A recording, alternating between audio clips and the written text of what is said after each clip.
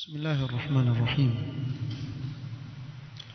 الحمد لله رب العالمين، والصلاة والسلام على رسوله الأمين محمد وآله وصحبه أجمعين. أما بعد، leo ikiwa ni tarehe 9 mwezi wa Ramadhan mwaka 1445 katika silsila ya durus za sira ya Mtume Muhammad sallallahu alayhi wasallam, tulimalizia katika kikao kilichopita kuzungumzia tukio adhim la al-Isra wal Mi'raj,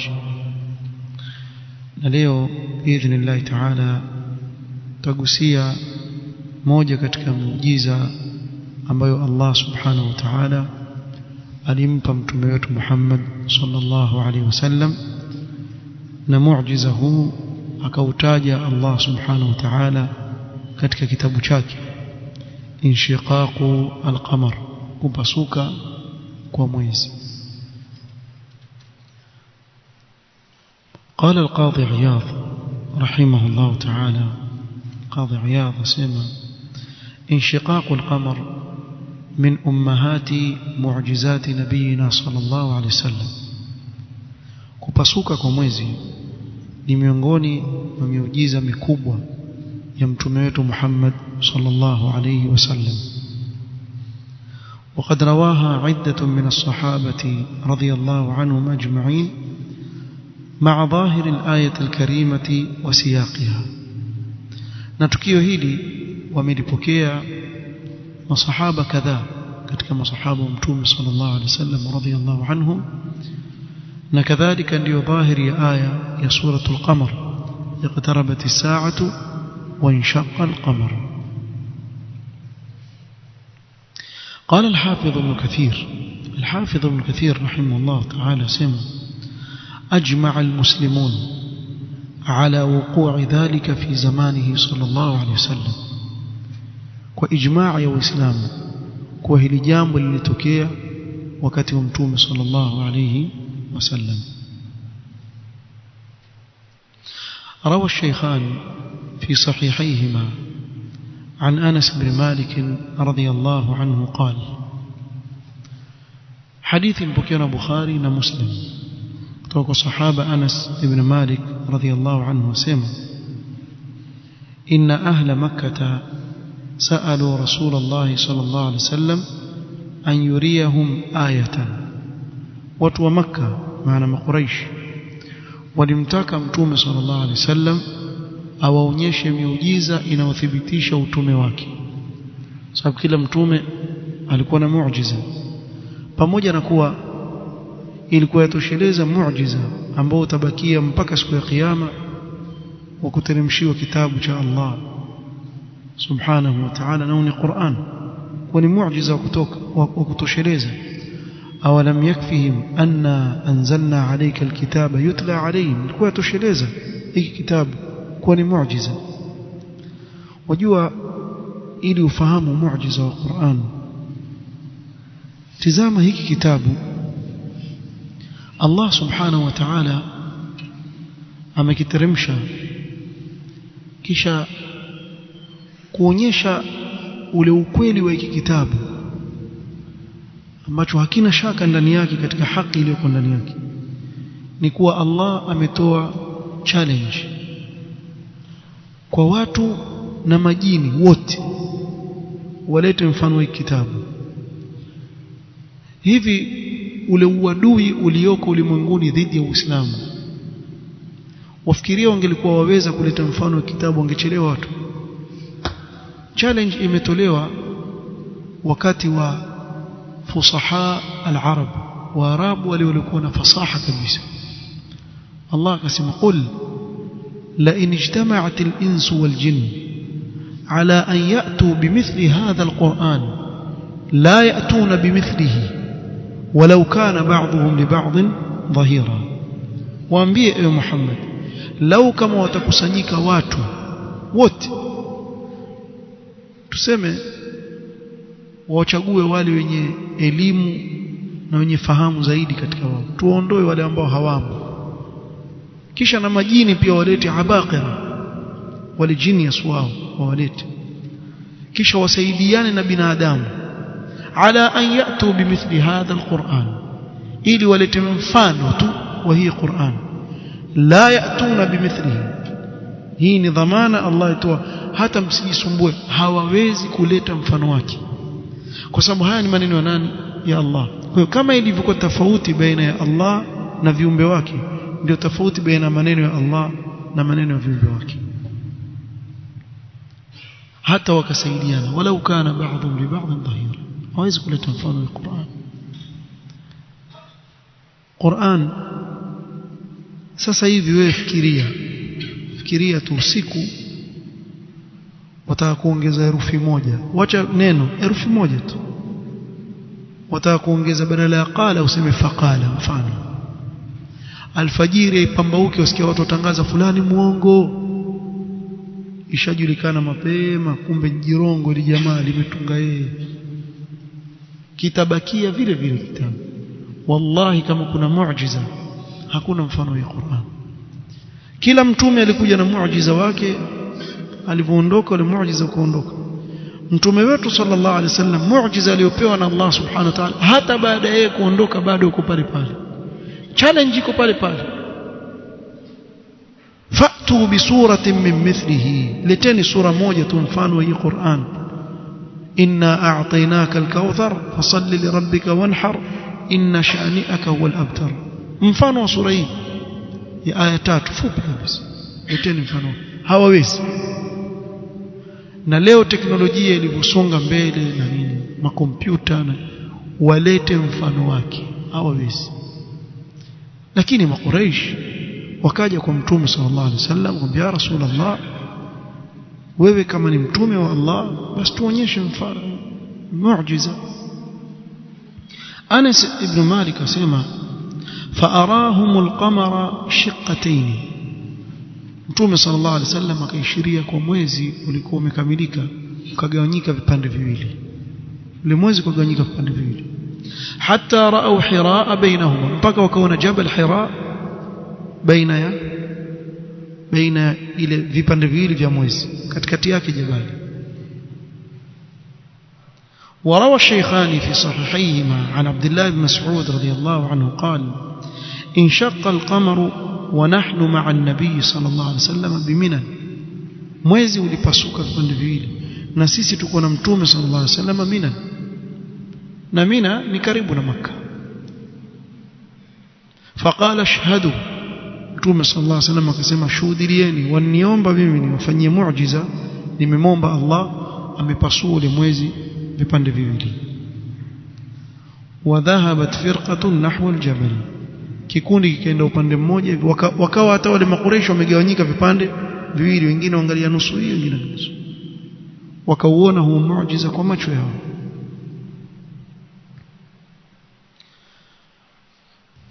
kadhalika kutoka sahaba ibn Mas'ud qala inshaqqa al-qamaru ala ahdi rasulillah sallallahu alayhi wasallam mwezi ulipasuka wakati wa mtume sallallahu alayhi wasallam faqalat quraish wakasema hadha sihr ibn abi kabsha huu ni uchawi tu ametufanyia kiini macho ni sisi tutoone lakini watu wengine mwezi uko vile vile na abi kabsha walikuwa wakimnasibisha mtume sallallahu alaihi wasallam kwa abi kabsha ambaye ni al-Harith ibn Abd al-Uzza ni baba yake mtume sallallahu alaihi wasallam kwa kunyonya kwa sababu ndiye mume wake Halima as-Sa'diyya wakawa mnasibisha kwa abi kabsha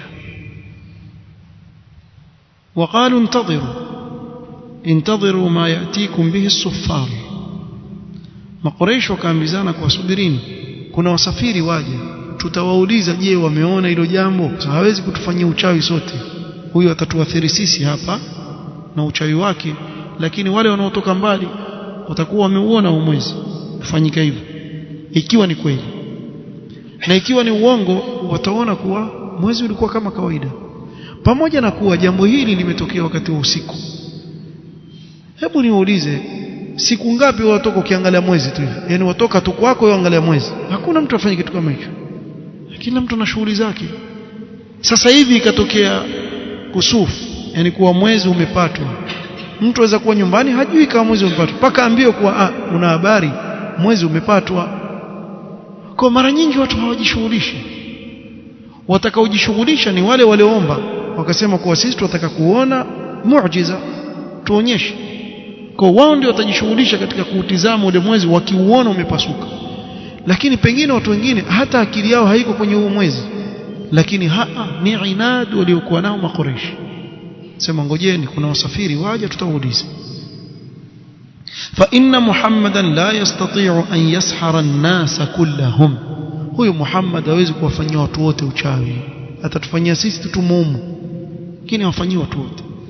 Fajaa as-suffaru, wasafiri wakaingia wakafika.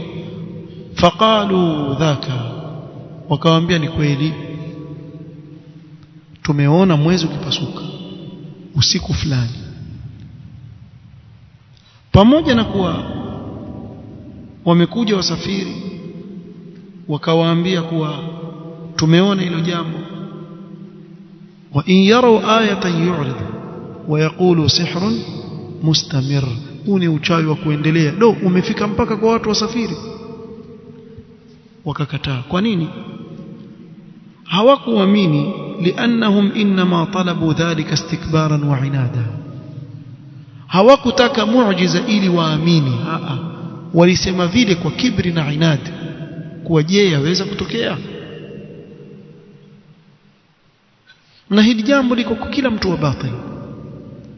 Waweza kumpata mtu wa batil ukamwambia kuwa hili jambo si sawa, sawa ni hivi na dalili ziko, mtolee dalili kama kweli. Ukamtolea dalili pale na asifuate wala sikubali. Kwani wako wangapi? Nimeona wa khurafiyuna wakitoa vile visa vyao vya uongo vile, kisha wakafanyiwa rad, zikatajwa aya na hadithi. Mshaona hata siku moja wakitoka wakisema tulikuwa tunkosea sawa sawa hivi? Mshaona nyinyi hata siku moja? Sikwambia haiwezekani, lakini mimi sijaona. Kama ushaona niambie wapi, na mimi nitawapeni mifano mingi iko. Kwa mfano hili jambo ambalo lilikuwa lazungumzwa na makhurafi kuwa Mtume sallallahu alaihi wasallam alikuwa yejua Qur'an kabla haijateremshwa kwake. Sema hivyo Mashia na makhurafi sema. Sasa wewe nenda kawaambie hii aya, wama kunta tatlu min qablihi min kitabin wala takhutu biyaminik. Mwambie ma kunta tadri mal kitab wala al iman, hukuwa ukijua ewe Muhammad kitabu nini wala tafasili ya iman ulikuwa hujui. Na wasomee aya suratu Yusuf, wa in kunta min qabli la min al-ghafilin. Na tulitaja hapa aya nyingi sana, wajadaka dhallan fahada na nyinginezo katika aya ambazo Mtume sallallahu alikuwa hajui. Mshawaona nyinyi mwafikiri wasikia zile rudud zilitoka. Mshaona wakitoka kusema sisi tumekhalifu Qur'ani wazi wazi, kwa hivyo tuko tayari kurudi nyuma, tumekosea. Mshaona hiyo? Wala utaona ngumu, si ati haiwezekani, la, yawezekana. Allah akaongoza yule anemtaka, lakini jambo gumu sana. Mara nyingi watu wa batil hawaitaki haki mahma kana, vile itakavyodhihirika ile haki hawana haja nayo, watabakia katika batili yao. Lakini la kunishangaza ni wale wafuasi wao, wasikia zile hoja na wajua kuwa hapa shekhi kakamatwa kwenye kona, hapa hatoki, hana hoja, lakini bado angangana pale pale kama kondoo, yuko tu yeye. Mwenzake achinjwa, yeye enda pale pale kichwa chake na kuchinjwa. Ndivyo walivyo wafuasi wa makhurafi maskini. Wengi wende kiushabiki, si kwa dalili. Na hili jambo lilikuwepo wakati wa jahiliya, katika masaili aljahiliya. Hivi ndivyo walikuwa watu wa jahiliya. Tuomba muujiza, muujiza huwa hatuamini, basi bado hawakukubali. Katika hali kama hii Mtume sallallahu alaihi wasallam baada ya tukio hilo aendelea kufanya da'wa na uadui na upinzani ulikuwa mkubwa sana, kila siku zikisonga mbele, kwa sababu ni kama Makuraish waona ile hatari ya kuenea kwa Uislamu kwa wao ni zaidi, kila siku zikisonga mbele.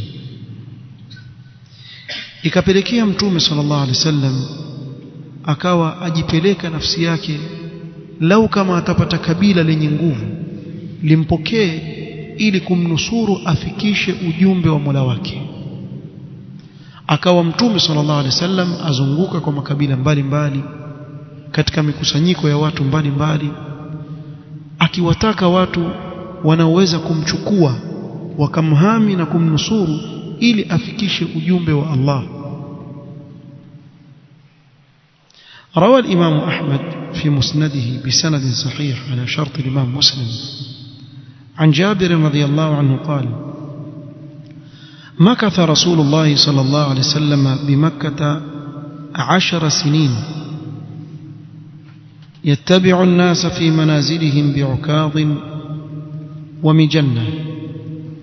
Mtume sallallahu alaihi wasallam asema Jabir alibaki Makka miaka 10 awafuatilizia watu wanaposhukia katika masoko haya, soko la Ukab na Mijanna fi almawasim bimina, katika msimu wa haji, wakati wakiwa watu wako Mina pia akiwafuata. Yakulu, akiwaambia watu mbalimbali, man yuwini man yansuruni hatta uballigha risalata rabbi wa lahu aljanna, ni nani atanichukua mimi anihifadhi, ni nani ataninusuru mimi ili nifikishe neno la Mola wangu, na mimi namuahidi yeye ataipata pepo, akifanya hivyo ataipata pepo. Hatta inna ar-rajula la yakhruju min al-Yaman, mpaka yafikia mtu yotoka Yaman au min Misr au yotoka Misr, fayatihi qaumuhu, watu wake waja, fayaquluna ihdhar ghulama quraish la yaftinuka, watu wake kabila lake yule mtu aliyetoka Yaman na Misri, jitahadhari na kijana wa Quraysh asije akakutia katika fitna, yule ankuja na fitna bwana. Hebu niwaulize, si haya maneno ndio yanazungumza dhidi ya watu wa sunna leo? Jichungeni sana na wale vijana wale wankuja na fitna hapa, wale wankuja kufarikisha watu wale. Hata Muhammad sallallahu alaihi wasallam ameambia hivyo, lakini Mtume Muhammad sallallahu alaihi wasallam amekuja na al-Furqan, fafarraqa baina al-haqqi wal-batil, akafarikisha baina ya haki na batil. Ni kweli, na da'wa ya ahli sunna pia imekuja kwa ajili ya kufarikisha watu wa batil wajulikane na watu wa haki wajulikane. Nyi kumbe mko mtaka cocktail ati hapa msikitini sasa hivi tuzungumza sunna, kisha tukitoka jamaa na vitware vyao waingia huko tikisa vitu bingi ingia hapa kikoto hapa mpaka ujue kwa kwenu wapi, fimbo ya mbavu moja tu msikitini hapo watakuleta fujo wewe. Nda kanisani huko kule ndo watu wapiga ngoma, si hapa. Hii misikiti watu waswali, wasoma Qur'ani, wafanye ibada, watulie, wasomesha na darasa. Ukitaka kelele kanisani, mtaungana mfanye pamoja, maana vile vile vyombo mtumia pamoja. Kama ni piano pia wale watumia na wao watumia, kama ni vijigoma goma wale watumia. Nyinyi mtawafundisha matwari, kama hawayajui wao mtawafundisha. Wao kimaliza gospel zao na nyinyi na gospel zenu, kisha mwanze kushindana, pigane wewe mpaka atakayeshinda, mkimaliza mnamkalale huko. Lakini si misikiti ya sunna. Msikiti ya sunna mwezi kuruhusiwa kufanya upuzi kama huo, mwezi kufanya upuzi hapo. Watu wamekaa wafanye ibada zao, wasoma Qur'an, wafanya adhkar, wahudhuria kwenye durus. Wewe uje na ngoma yako hapa ndani ya msikiti, wewe akili yako nzima, mtu mzima. Nyi hamjaona Sheikh, wallahi watu wafanya inad na vituko ndani ya msikiti. Mwaka huu ulioondoka ama haujaisha mwaka, sijuzi Muslim, Misri, msikiti umefungwa, watu hawaswali kwa sababu kuna maulidi yapigwa ndani ya msikiti. Iko kwenye YouTube, wamvuta yote ile. Kumewekwa bendi la watu wa ngoma, line nzima, huyu anashika goma hiyo, anashika ngoma hiyo, mwingine anashika ile harmoni ile, kila mmoja anashika upande wake. Kisha mabwana wakubwa ikifika time ya swala waenda msikiti mwingine kuswali. kisha warudi. Maana ule msikiti unatumika kwa ngoma siku hiyo, imekuwa kama holi ya kukodishwa. Alafu mwambie watu mseme nyinyi mkete mkisema watu, yani hili pia linyamaziwe. Bahafidh bana nkapali Bahafidh na yule Ali Juma alikuwa mufti wa Azhar, mabwana wakubwa ndio nkapali wafurahi wenye ngoma za ndani ya msikiti hauswaliwi siku hiyo, imegeuka holi ya taarabu. Hii ndio hali. Kisha ukizungumza wale vijana chungeni, wale kweli chungeni, kwa sababu wamekuja kuerevusha watu, wamekuja kuambia watu hii si dini. Dini ya Allah haiko hivi. Dini ya Allah hakuna lahwan wa la'iban. Hiyo ni sifa ya dini ya washirikina, si sifa ya dini ya Kiislamu. Alladhina ittakhadhu dinahum lahwan wa la'iban, wamechukua dini yao ni mambo ya upuzi tu na mambo ya mchezo tu. Sisi tunajua innahu laqawlun fasl wama huwa bilhazl. Hii dini iko very serious Sheikh. Dini ni kitu very serious, si kitu cha upuzi.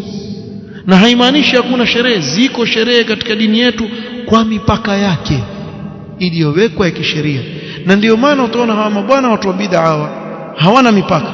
Kila nchi yasherehekea hili jambo kivyao. Yani kuna grupu lilikuwa la sherehekea, sijui ni, nafikiri ilikuwa ni Tanzania, wale wanaume wapandiana wale wakicheza, mliona zenye maklipu ile, ni sijui niseme, labda utaona natukana, lakini ni kweli ile ni maulidi ya kikhanifi, niseme hivyo, maana ndivyo ilivyo katika picha. Mwanamume akajiwa mwanamume mwenzake atuacheza, huyo makalio yake, huyo mwekea ninio yake, huku wacheza chini, walala waamka. Mashaallah, jamaa wa huku tuseme kwa mfano Zanzibar ama Mombasa, sema ile maulidi ile sisi hatuitambui, na kweli maana si wao wanaofanya hivyo. Hebu tutataka kujua mna mipaka gani mliowekewa kisheria ya kusherehekea? Hebu tuelezeni. Ukitaka kujua si dini, sababu dini ukisema waswali swala waijue aswaliwa vipi, masharti yake yajulikana, kila kitu, sio hili lenu ili muambie hawa hii maulidi hii wanaoicheza kuwa hii sio maulidi yenyewe. Maulidi yenyewe ni hii. Kwa hoja ipi? Kila mmoja asherekea anavyotaka yeye, si mlango mchafungua. Turudi hapa. Kwa hiyo watu wakawa waonywa dhidi ya Mtume Muhammad sallallahu alaihi wasallam, yule mchungeni, msije mkamfuata. Mtume sallallahu alaihi wasallam kana Rasulullah sallallahu alaihi wasallam ya'ridu nafsahu 'ala an-nas fi al-mawqif, mpaka Arafa Mtume sallallahu alaihi wasallam aje kwa watu, jamani, ala rajulun yahmiluni ila qaumihi fa inna quraishan qad mana'uni an uballigha kalam rabbi. Hakuna mwanamume aweza kunibeba mimi kwao, kwa watu wake, wakanihami. Makuraish wamenikataza mimi kufikisha maneno ya Mola wangu. Akiwa Mtume sallallahu alaihi wasallam afanye hili jambo la kulingania katika tauhid na kukataza watu kutoka maana shirki, kila anapopita kwa watu, wallahi ya akhi, laqad kana lakum fi rasulillahi uswatun hasana. Mtume sallallahu alaihi wasallam hakuacha nafasi ambayo aweze kufanya da'wa isipokuwa amefanya. Hebu tuangalie ni sisi tunavyoishi.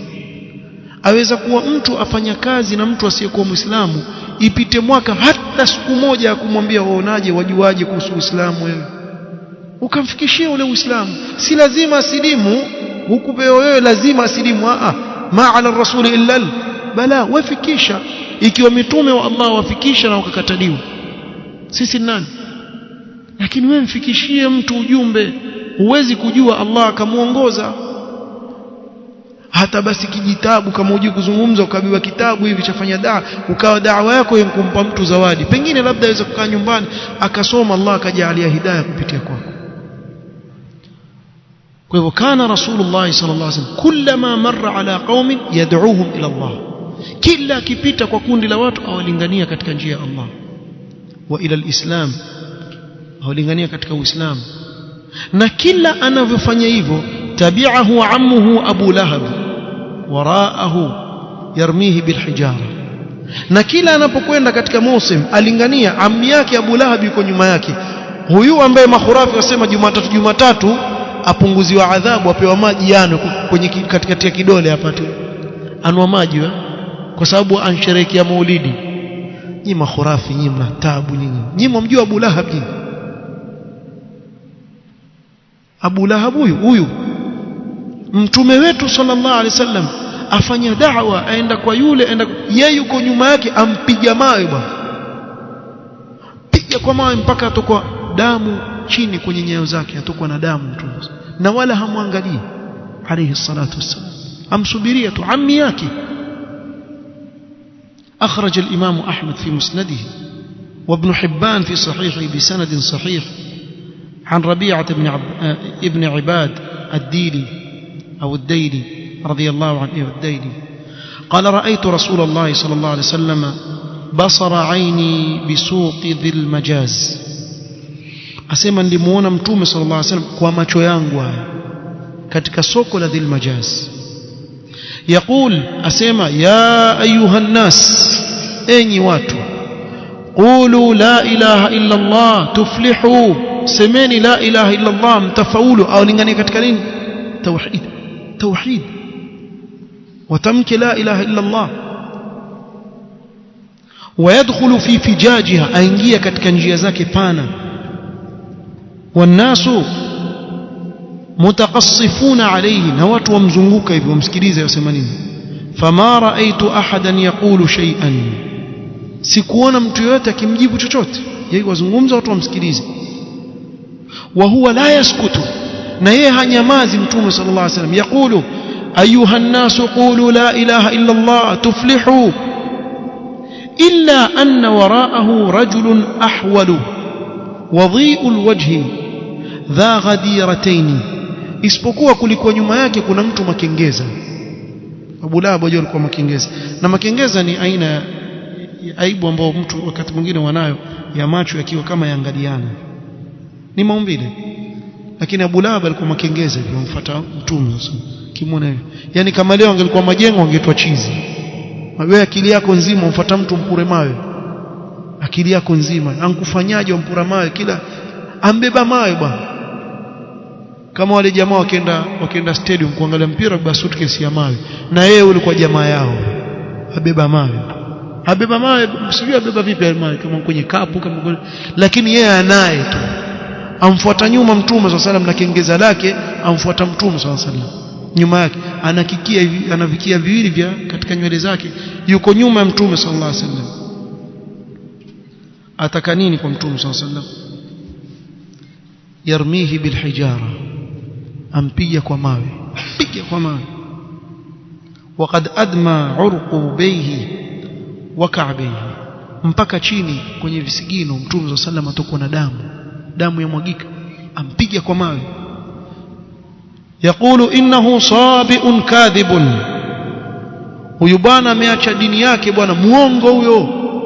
Yani kama alikuwa tangu mwanzo akiwa na dini yao, hakuwa tangu mwanzo yuko na nyinyi, lakini alipoanza kulingania tu ndio mkamfanyia uadui. Faqultu, sahaba Rabi'a ibn Ibada sema, nikasema man hadha? Qalu Muhammad ibn Abdullah wa huwa yadhkuru an-nubuwwa. Huyu ni Muhammad Abdullah, asema yeye nani? Ni mtume. Qultu man hadha alladhi yukadhibuhu, na huyu anayemkadhibisha huku nyuma nani? Ampiga kwa mawe.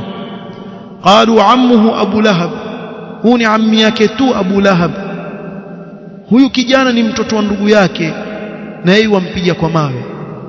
Watu wa batil bwana wana chuki mbaya sana, wallahi wana chuki mbaya sana. Lau kama wangelikuwa waweza wangewapiga watu wa sunna kwa mawe, watu wa bid'a. Hii katika mambo ya kijahilia pia wanayo. Kwa hivyo hii ndio ilikuwa hali ya mtume sallallahu alaihi wasallam na yafanya da'wa. Na ndio maana niliwaambia wengi katika walinganizi wakimbia kulingania katika tauhid kwa sababu hivi. So ukilingania katika tauhid utapatwa mfano wa haya yaliyompata mtume sallallahu alaihi wasallam. Walingania watu katika kumpokesha Allah na kumwabudu Allah peke yake, wasipeleke ibada kwa makaburi wala mawalii wala yoyote katika viumbe. Ibada zote apelekewe Allah subhanahu wa ta'ala peke yake. Jamaa ile hawataka kusikia. alafu uanze kuzungumza sasa kuwa hili ni kosa, hii ni sunna, hii ni bid'a, hii ni tauhid, hii ni shirk, utapigwa vita shekhi sana. Na subra kwa Mtume sallallahu alaihi wasallam, asubiri, aendelea kulingania, atafuta mahali ambapo atapata nusra, kuwa wamkubali watu, wampokee, waende wakamnusuru, afikishe maneno ya Allah. Na hapa ndio kwa jambo alqabailu allati arada alaiha ar-rasul sallallahu alaihi wasallam al-islam.